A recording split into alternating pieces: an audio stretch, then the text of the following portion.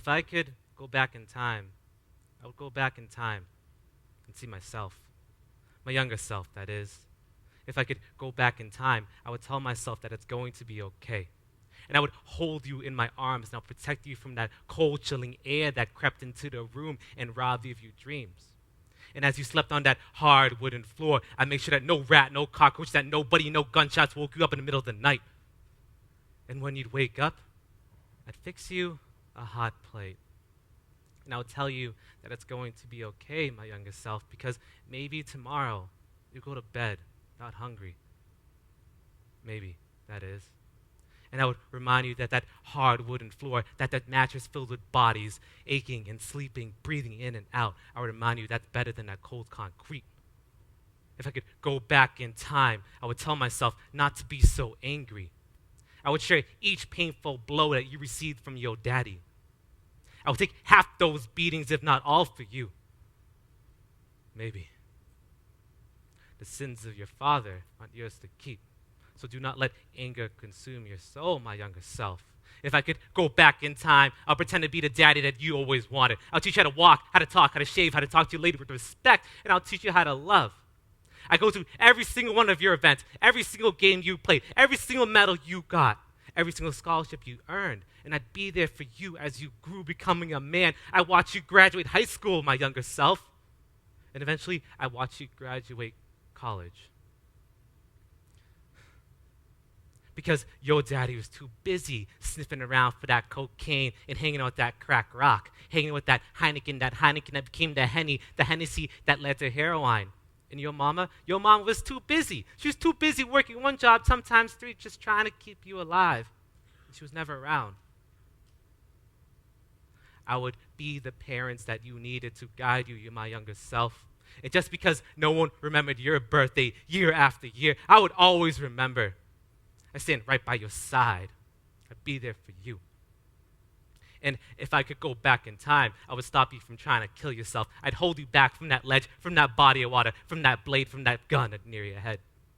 If I could go back in time, I'd be there for you. And I would tell you that it's okay to cry, my younger self. It's okay to feel. It's okay to want to be loved. It's okay to love.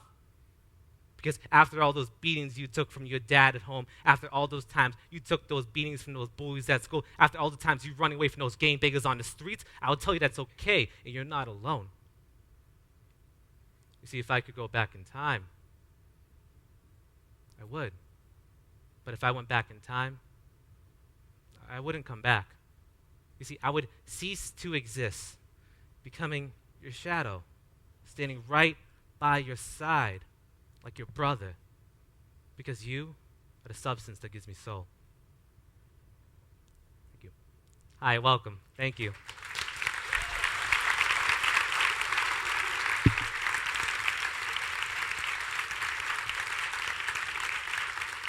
Thank you. Thank you very much. Welcome, folks. Now, the basis of my talk is on storytelling and poetry, and the importance of finding your own inner voice. Now, finding my voice has been a struggle, to be honest, in one language or two languages or three. Let's not even talk about that.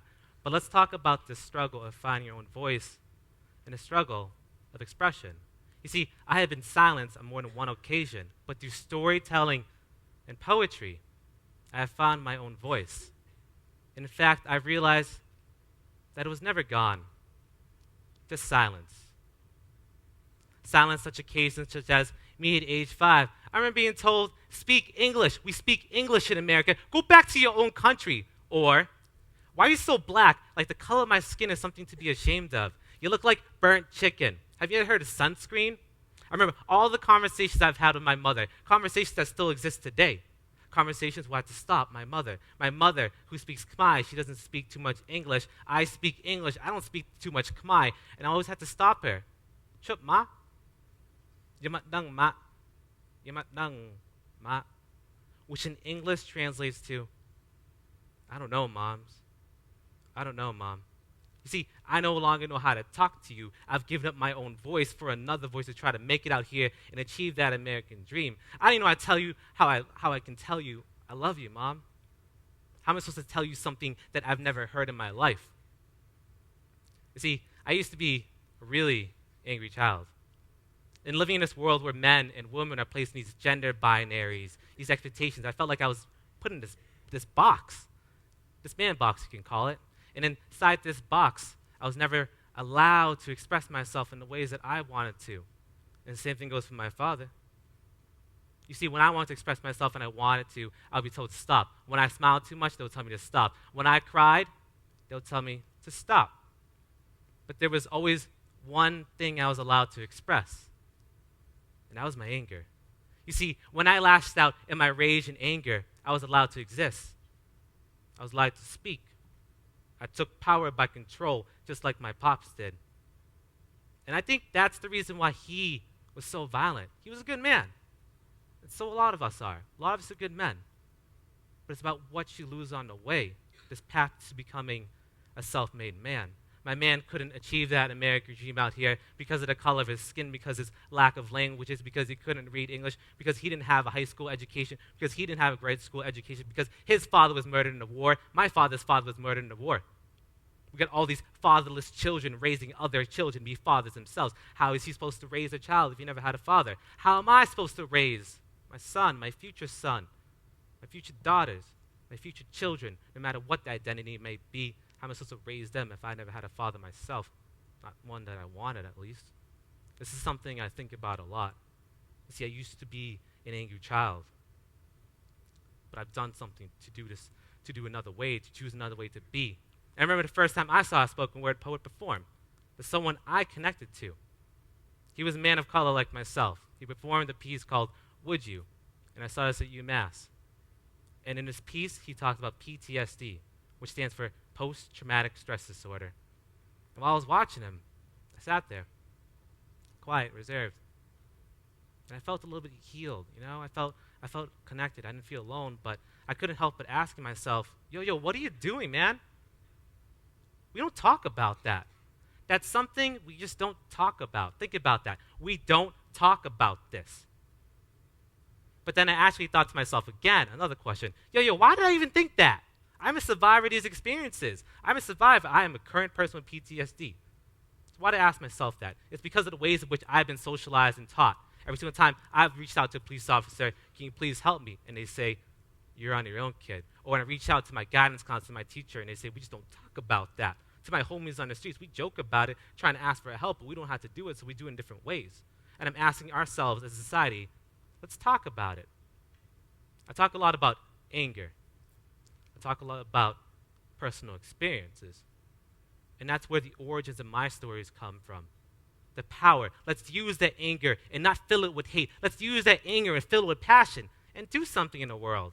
And that's where the power of my scripts come from. My lived experiences. I've worked with children. I've worked with high school students, tutoring, mentoring kids from Springfield, students of commerce. I've taught them how to heal. I've taught them how to speak. See, I used to be an angry child, trapped in that box, you could say. This box, and all I could feel was pain. Brought me back to my days when I was a kid. Instead of love, I was fed with pain. And I searched for that. I searched for that in my anger and all those fights I got into. Everything that I did in my aggression, my anger, trying to get powerful. Because you know what? It felt good. It felt good to be powerful, but is that okay? And at whose expense do we become more powerful? Something I think about. Something I encourage you to do too. So I used to be an angry child in that box, and I used to look for pain. And if I couldn't find it, I would make it. Trying to gain power, but I didn't want to do that. I'm just a kid. I'm 10 years old. My daddy left me when I was 15. My 11-year-old sister without a father. I've been raising her since I was a kid. But to be honest, I don't know how. I'm a kid. I'm 22 years old right now. She's in high school. I don't know how to raise my sister, who's basically like my daughter. I don't know how to tell her I love her. And that's what we need to do. We need to express ourselves. So don't be afraid to smile if you want to. Don't be afraid to cry. Because you see me, I was told not to cry. I was told to man up. I wasn't allowed to cry when my cousin died when she was 2 years old. I wasn't allowed to cry when my other cousin got shot or my uncle went to prison. I wasn't allowed to cry when my friends got deported out of the United States because they're not citizens. I wasn't allowed to cry, express myself, but I'm encouraging you to do that because what we need is love. We need to love each other. Don't be afraid to embrace your child, whether they're a boy, a girl, any form of identity that they identify as, and love them. Love your brothers, love your sisters. Love your random strangers on the streets. Love your teachers, love your mentors. And never forget that. See, I used to be an angry child. And to be honest, I still am. But I'm more than just your angry brown man. I'm also a fun man. I'm also a loving man. I'm also patient. I'm also here right now, patient, waiting for you to do all the things that I know you can do. And you need to write your own experiences out there, whether it's through storytelling, whether it's through poetry, whether it's through hip-hop, dance. Express yourself in the way that you want to. I express myself through poetry. See, I've written this piece called Time. I've written another piece called Home. In that piece, I talk about domestic violence. I talk about the lived experience of being abused by my father. I've also written another piece called DWB. Does anyone know what DWB means? All right, see some hands. Once again, I said DWB, not DWI. Anybody? Thank you. It stands for driving while black or driving while brown. And it talks about my lived experiences of police brutality, my lived experiences of being pulled over and racially profiled by the police, even UMPD also. So when we talk about issues, we're creating change because we're challenging social norms.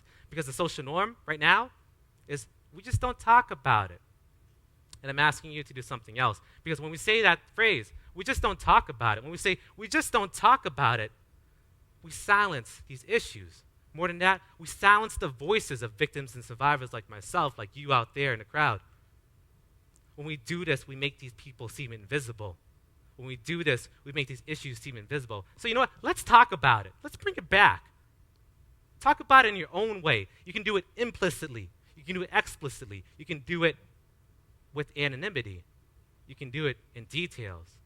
You can talk about me being homeless and saying, I'll fix you a hot plate and tell you it's going to be okay. Talking about how I've been homeless, how I've gone to bed hungry. I'm talking about days. Hungry. Days. Think about that. Or I can go explicitly in my other piece talking about my domestic violence cases where my father would, for example, take a fistful of coat hangers and whip them across my back until each one broke entirely.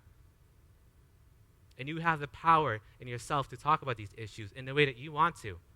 And more than that, you have the choice in yourselves to not talk about certain issues until you're ready, until you find that safe space. We can create social change through storytelling, you see. You see, the Emancipation Proclamation was not powered just by Uncle Tom's Cabin, but through lived narratives by Frederick Douglass, Harriet Jacobs, Mary Prince, and Sojourner Truth. So for you folks out there, what's your one truth? What's your one truth? If you've ever been a survivor, a witness to sexual violence, police brutality, if you've ever faced or seen any social injustices, let's talk about it, and let's make this world a better place. And always remember that you are not alone. You see, whenever I think about the I think about the we. Anything I do affects the people around me. It has an impact. So a question I ask myself is, how can we change the world? How can I help the we? How can we make the world a better place? So know this. Know that you have the power within yourself to change the world in your own way. We need to speak ourselves into existence. Thank you.